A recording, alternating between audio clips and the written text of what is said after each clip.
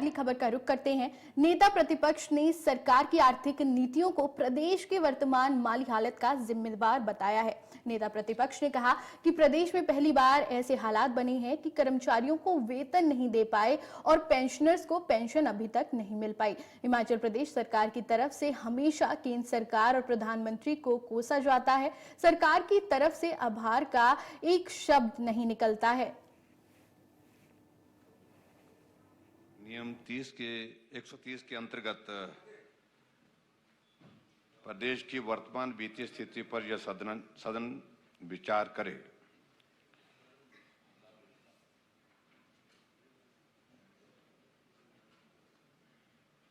इस प्रस्ताव को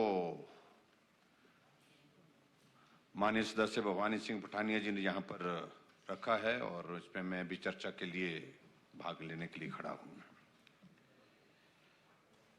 अध्यक्ष महोदय,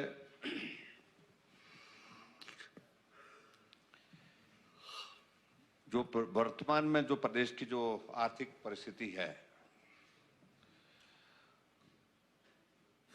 उस पर चर्चा करने के लिए हमने नियम 67 के अंतर्गत भी प्रस्ताव दिया था और इसलिए दिया था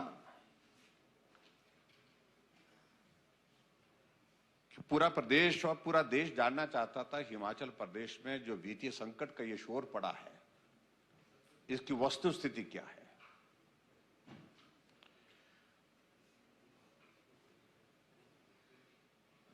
और वस्तुस्थिति मेरा यह मानना है कि जब हाउस इन प्रोग्रेस होता है, सदन जब चला हुआ होता है, तो सबसे पहले ये जानकारी प्रदेश के इस सदन को होनी चाहिए, माननीय सदन को होनी चाहिए थी। इसमें विलंब हुआ है।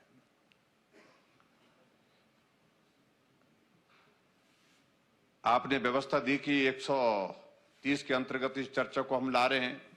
इससे पहले पूरा देश हिमाचल प्रदेश की वित्तीय स्थिति पर चर्चा कर चुका है।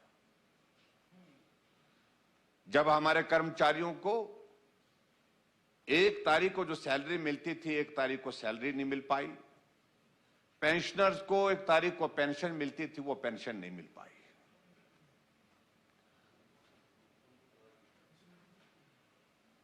सैलरी के सिलसिले में मुख्यमंत्री जी ने बयान दिया कि 5 तारीख को हम सैलरी देंगे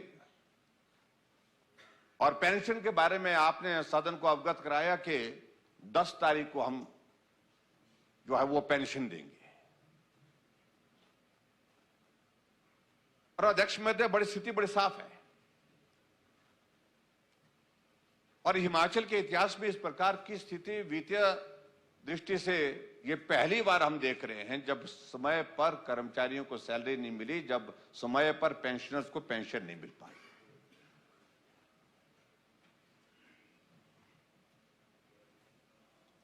स्वाभाविक रूप से इस विषय को लेकर के पूरे देश भर में चर्चा हुई और आज भी मैं इस बात को कह सकता हूं कि अगर आपने सैलरी 6 तारीख को डाली है तो 6 तारीख को डालने की वजह यह थी क्योंकि रेवेन्यू डेफिसिट ग्रांट की 520 करोड़ रुपए की किस्त जो है वो केंद्र सरकार से आनी थी, उससे आपको सपोर्ट मिला है।